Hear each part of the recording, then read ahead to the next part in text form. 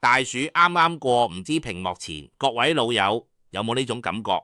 明明日日都省食儉用，唔該使嘅1毫子都唔敢亂使，但月底睇賬單先發現銀紙不知不覺就流走晒，對住賬單睇極都睇唔明，每一筆使費睇落都合情合理，但加埋個總數睇到個心實一實，成日都舒緩唔到。又或者呢排屋企人個個脾氣都好燥，以前仲可以好好傾偈嘅事，而家講兩句就容易嘈起身。老伴隨口一句說話都可以令你心塞，成日仔女一啲唔經意嘅態度，足以令你半夜瞓唔着，翻來覆去。夜晚瞓落床，腦入面好似放大器，千頭萬緒轉個不停。明明身攰到極點，但雙眼就係合唔埋，越躺越精神，越精神越煩躁。仲有一啲老友呢排做乜都唔順，世事頻頻甩碌，出門唔記得鎖匙煮餸燒印個鑊，打電話撳錯號碼，大事明明睇落有眉目，臨尾關頭又出叉子，本應成事嘅嘢泡湯，本應見面嘅人唔見影，心口入面谷住一嚿氣，上唔到落唔到，連呢個傾訴嘅人都揾唔到，真係谷到難受。如果你中咗上面其中一樣，不妨喺公屏打個數字1。我哋今日一齊將呢件事講通透，一齊解開呢個心結。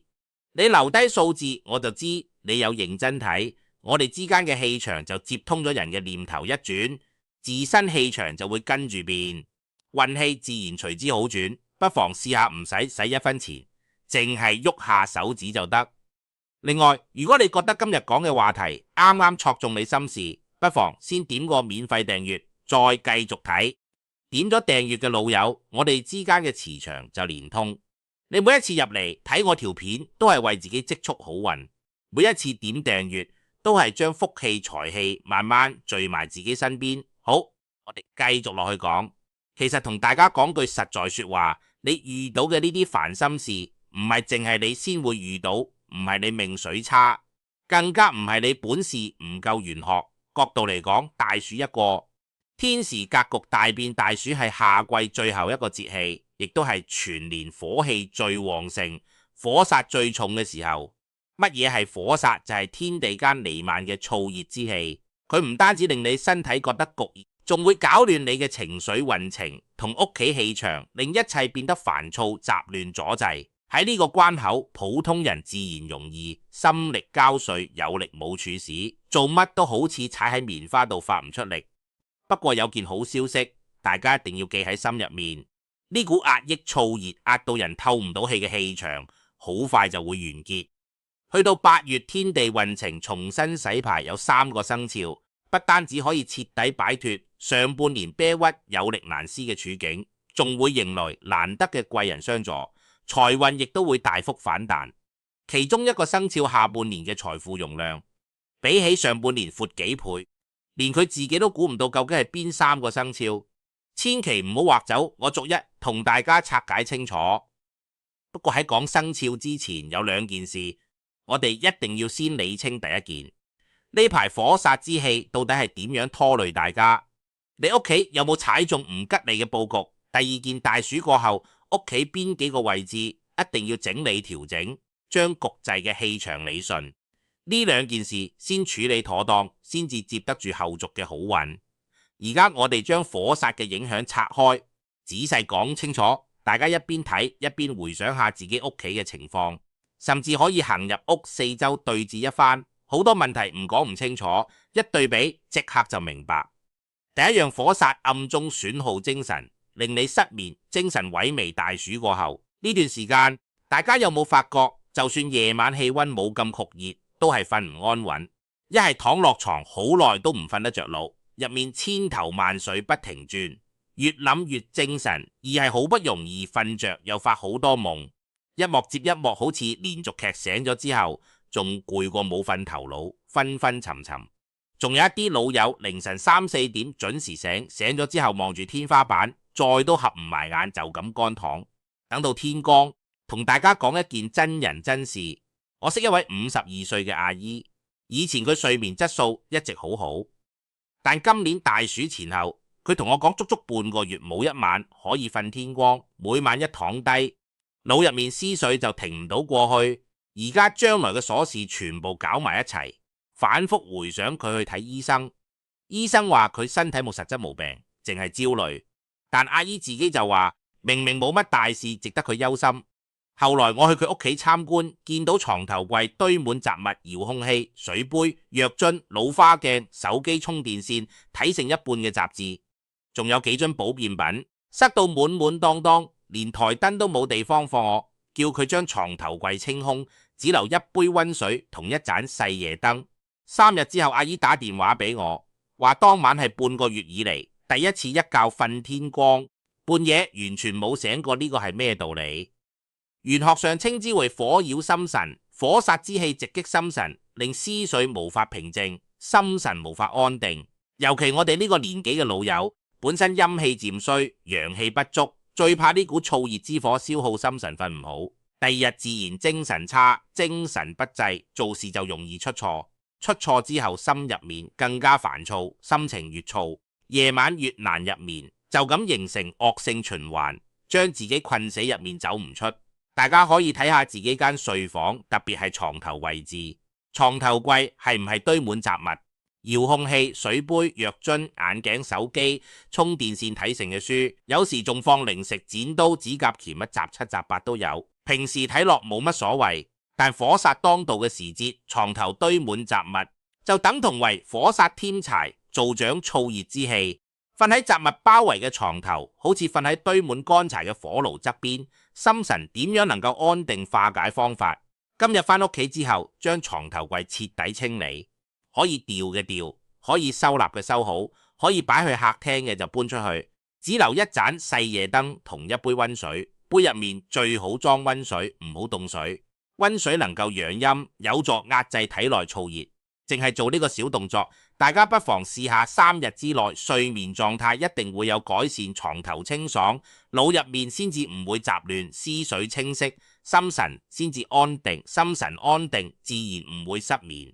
第二樣，火煞搞亂屋企和氣，容易引發家人爭執，呢一點相信好多老友呢排深有體會。屋企所有人嘅脾氣都比以往暴躁，老伴講嘢衝口而出，你問一句佢頂撞3句，仔女冇耐性，傾電話講唔夠2分鐘就話忙住要收線，連平時聽話嘅孫仔孫女呢排都特別調皮，唔聽話，動不動就喊嘈，心入面滿係委屈，總覺得間屋突然間失去溫暖。好多人諗唔明白屋企嘈交同廚房有咩關係，其實兩者關聯極大。大暑過後，火煞入侵家居，廚房首當其衝。風水角度嚟講，廚房本身就係火氣最重嘅區域，再疊加大暑嘅燥熱之火，就變成火上加火，火氣旺盛，人嘅性情自然急躁，性情急躁講嘢就容易難聽，說話唔得體，屋企就容易嘈交，爭執過後雙方都唔肯退讓，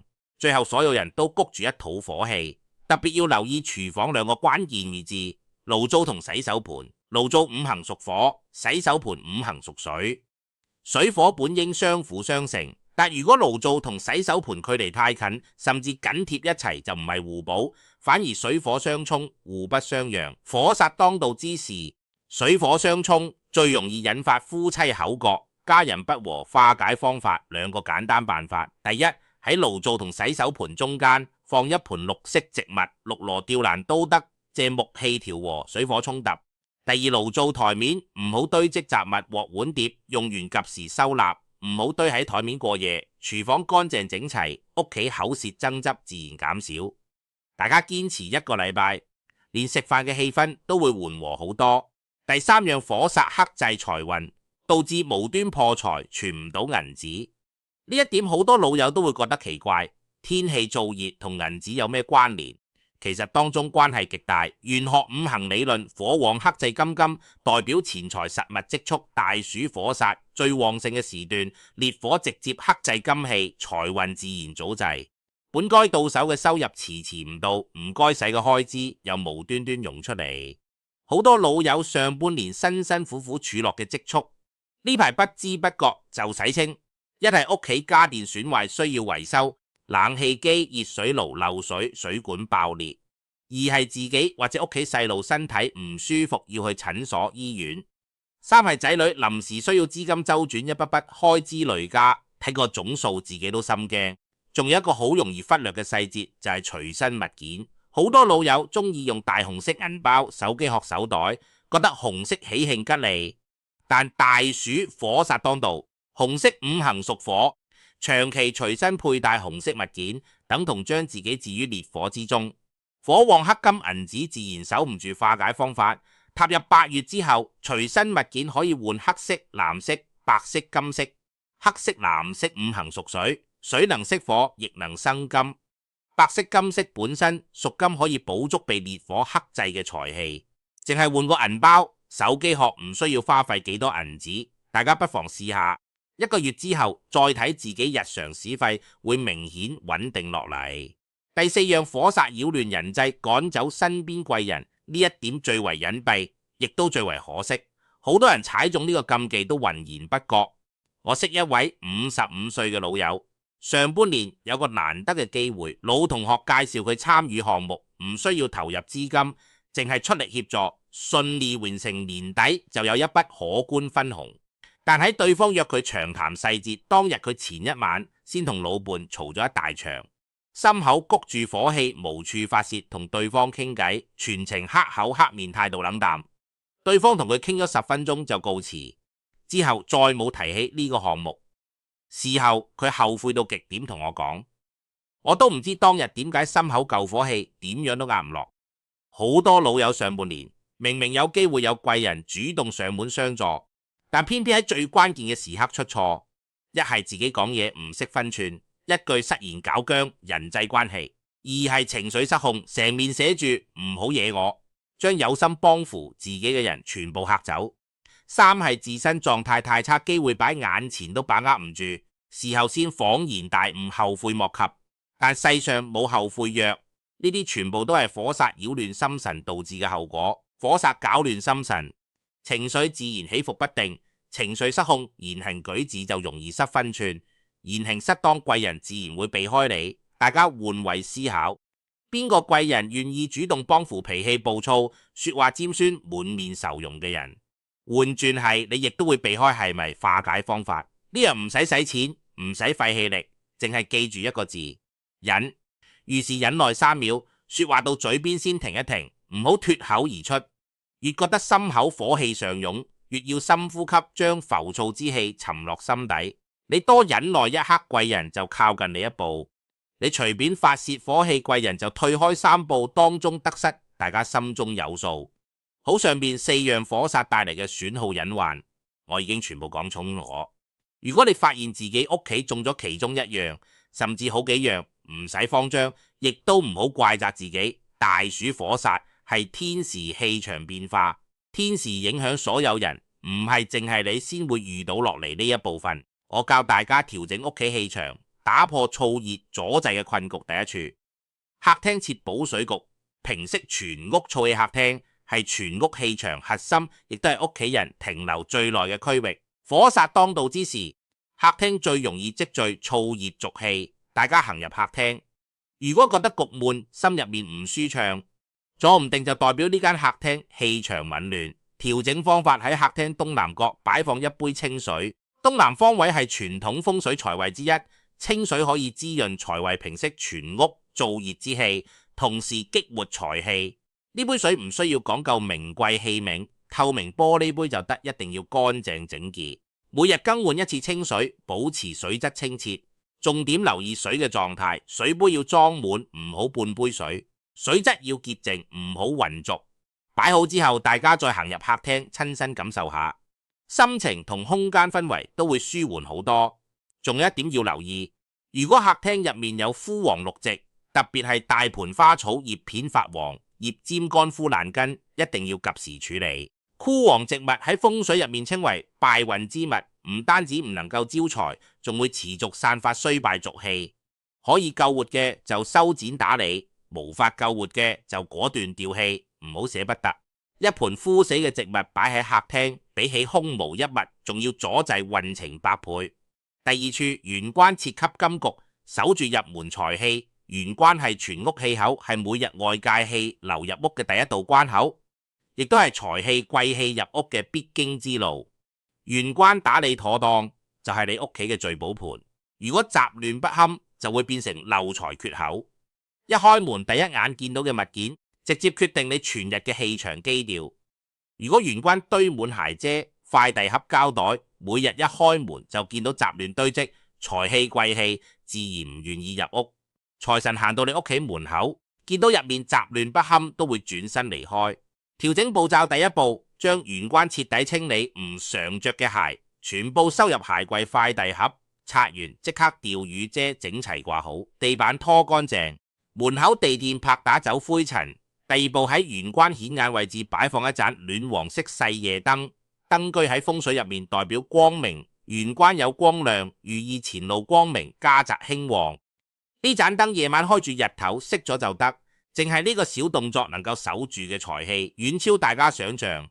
額外仲要提醒，玄關唔好擺放鏡子正對大門，鏡子風水屬反煞，鏡面正對門口會將入屋嘅財氣貴氣全部反射走。如果玄關需要裝鏡，只能夠擺喺側邊方便整理而用，千祈唔好正對大門。呢個係風水大忌。第三處，睡房設安神局，平復燥熱，安穩睡眠。前面已經講過，火煞擾亂心神，睡房係最需要安定氣場嘅區域，但好多人嘅睡房偏偏係全屋氣場最雜亂嘅地方。除咗清空床頭櫃，仲有幾個細節，大家對照自查。床底下係唔係堆滿雜物？好多老友覺得床底空間唔利用，太浪費，於是塞滿舊衫、舊被閒置木箱。風水角度嚟講，床底係地氣流通嘅關鍵位置，雜物堵塞床底地氣，無法循環，自身運程亦都會被壓制。瞓喺堆滿雜物嘅床上面，運程點樣能夠向上提升？調整方法，床底盡量唔好擺放任何物件，保持空曠乾淨。如果屋企空間實在有限，只能收納整齊乾淨嘅換季衣物，全部裝收垃圾箱，同時預留空隙俾地氣流通。一啲放成年都唔會觸碰嘅箱袋，唔使打開檢查，直接清理掉。仲有睡房色彩方面，大暑過後，睡房盡量唔好用大紅色床品窗簾，紅色屬火。睡眠區域火氣過重，心神永遠無法安定，可以換成淺藍、淺綠、米白色布料。呢啲顏色五行屬水木，最能夠平復燥熱，安定心神，改善失眠多夢。上面三處佈局調整妥當之後，全屋氣場會有明顯好轉。好多老友可能會疑惑，呢啲講到底唔係打掃衛生咩？我同大家講清楚，玄學從來都唔係虛無縹緲嘅理論。玄學嘅核心就係做好日常打理，清理多餘雜物，合理擺放家居物件，乾淨整齊清爽嘅屋企本身就係最好嘅風水。好，前面所有需要調整清理嘅細節，我已經全部同大家講明白。而家進入今日最核心嘅內容，踏入8月苦盡甘來嘅3個生肖。如果你或者你掛住嘅人係當中其中一個，一定要認真睇清楚。第一個生肖屬羊，化解小人貴人登門屬羊嘅老友，尤其係45歲以上嘅，今年上半年過得實在壓抑辛苦。屬羊嘅人天生心軟善良，唔中意同人爭執，所有委屈都自己吞，所有難題都自己硬扛。其他人開口求助，唔好意思拒絕，有人將責任推俾自己，亦都默默承受上半年大家最常遇到嘅處境，就係成日幫人執手，同事做錯事要你補救，屋企人惹出麻煩要你善後朋友借錢唔還，亦都唔好意思開口追討。你好似消防員，邊度有麻煩就去邊度，忙碌大半天，自己嘅計劃一事無成，仲熬壞咗身體。特別係大暑前後呢1個月，大家會無端端招惹小人，明明自己冇做錯任何事，但總有人喺背後講是非。明明係好心幫人，最後所有過錯全部推喺你身上。呢個就係火煞吹動犯小人運程。你唔去招惹其他人，都會有人主動為難你。但由8月開始，局面徹底扭轉。屬羊嘅老友，8月會迎來關鍵轉機，專屬貴人正式出現。呢位貴人可能係你一直忽略嘅身邊人，亦都係突如其來嘅機遇，又或者一件睇落微不足道嘅小事，最終會為你打開全新出路。家庭運勢之前同屋企人之間嘅心結，8月會慢慢解開，特別係同仔女嘅隔閡。以往好多誤會矛盾，仔女會慢慢體諒你嘅苦心，大家會明顯感受到屋企氣氛變得溫和，傾偈順暢，連食飯都覺得滋味。財運屬羊老友，上半年無端破財情況嚴重，8月開始財運止血，大家會發現各種突發使費大幅減少，銀紙可以儲得落。如果有穩妥嘅理財小額投資計劃，8月可以謹慎嘗試機遇，比起上半年多好多。如果你自己屬羊或者老伴仔女屬羊，不妨喺評論區留低迎貴人3個字，穩穩接住屬於你嘅貴人運。你留言之後，呢份好運就會同你接通。第2個生肖屬牛，財富大開，晚年安穩無憂。屬牛嘅老友係12生肖入面最肯捱踏實、肯幹、從唔偷懶嘅人。上半年大家捱過嘅辛苦承受嘅委屈，我全部睇喺眼入面。屬牛人最大嘅特質就係責任心太重，對屋企、對工作、對仔女、對老伴樣樣都上心，唯獨從來唔會善待自己。上半年最逼屈嘅地方就係日日醒食儉用，工資到手即刻儲起，唔該使嘅1毫子都唔亂使，但銀紙永遠儲唔住。今日突發維修開支，聽日家人臨時使，費辛辛苦苦儲落嘅積蓄，一件突發事就全部耗盡。心入面不停疑惑，點解我咁勤力都儲唔到銀紙？仲有一件令屬牛老友銀事，就係太過操心。仔女嘅大小事要管，老伴嘅身體要顧，屋企所有瑣碎事務全部掛喺心入面。操心就算付出咗，仲唔被體諒你？千辛萬苦為家人安排妥當，佢哋仲覺得你多管閒事。呢種好心冇好報嘅感受，比起身體勞累更加折磨人心。但踏入8月，大家嘅財富終於能夠鎖緊。屬牛老友8月會有財富星照命，財富就係裝銀紙嘅櫃桶。上半年櫃桶門鎖唔實，銀紙入唔多就流走。8月開始財富鎖緊，該到手嘅收入留住，唔該流失嘅銀紙唔會再無端洗清。正財運勢日常主業收入會明顯好轉，可能係你上半年長久付出，終於被上司合作夥夥並睇到，獲得加薪。又或者前期投入嘅本錢開始陸續收回回報，偏財運勢小額投資副業機遇亦都有起色，但提醒大家一定要記住，見好就收，唔好貪心。屬牛人太過老實實在，見到行情向好就會長期持有，到最後反而會由賺變蝕。8月財運雖旺，但謹記落袋為安，真正落到手嘅銀紙先至屬於自己家庭運勢。8月之後，你長久嘅付出會被老伴仔女睇到體諒，佢哋會明白你以往操持家務辛苦奔波嘅苦心，被家人理解感恩嘅溫暖，比起幾多銀紙都更加令人心安。如果你屋企有屬牛嘅親人，無論老伴定係仔女，喺評論區留低財富穩固4個字，將屬於你嘅財氣鎖定。留言之後，財富穩固，財運唔會輕易流失。第3個生肖屬猴，時來運轉，病符消散。屬猴嘅老友係12生肖入面頭腦最靈活、鬼主意多、心思縝密嘅人，但正因為頭腦太過靈敏，上半年嘅辛苦大多藏於心入面。屬猴人最容易犯嘅毛病就係諗得太多，一件小事反覆思量，回顧過去，憂慮當下，擔心將來，諗到最後自己嚇自己。大暑前後呢段時間，大家最容易出現身體不適。明明去診所檢查各項指標全部正常，但成日覺得周身攰，提唔起勁，心慌氣短，容易煩躁失眠。除此之外，屬猴老友上半年人際關係亦都受咗唔少委屈。你頭腦靈敏，一眼就睇穿人哋心入面嘅小算盤，睇穿之後又唔識藏住，忍不住直言講出，偏偏仲揀錯時機開口，最後明明係一片好心，對方卻聽得唔舒服。明明為眾人着想，所有人反而覺得你多嘴。仲有一件令大家煩心嘅事，就係同仔女嘅相處隔閡。仔女大多已經30-40歲，本應懂得體諒父母，但偏偏唔理解你嘅苦心。你越係為佢哋打算，佢哋越覺得你干涉佢哋生活。呢個心結喺你心入面纏繞好耐，一直無法釋懷。但由8月開始，所有阻滯都會慢慢化解。屬猴嘅老友8月病符星退散之前，種種莫名不適、失眠乏力、心慌煩躁、周身酸軟。8月之後會大幅好轉，身體會明顯感受到壓喺身上嘅沉重感慢慢消散。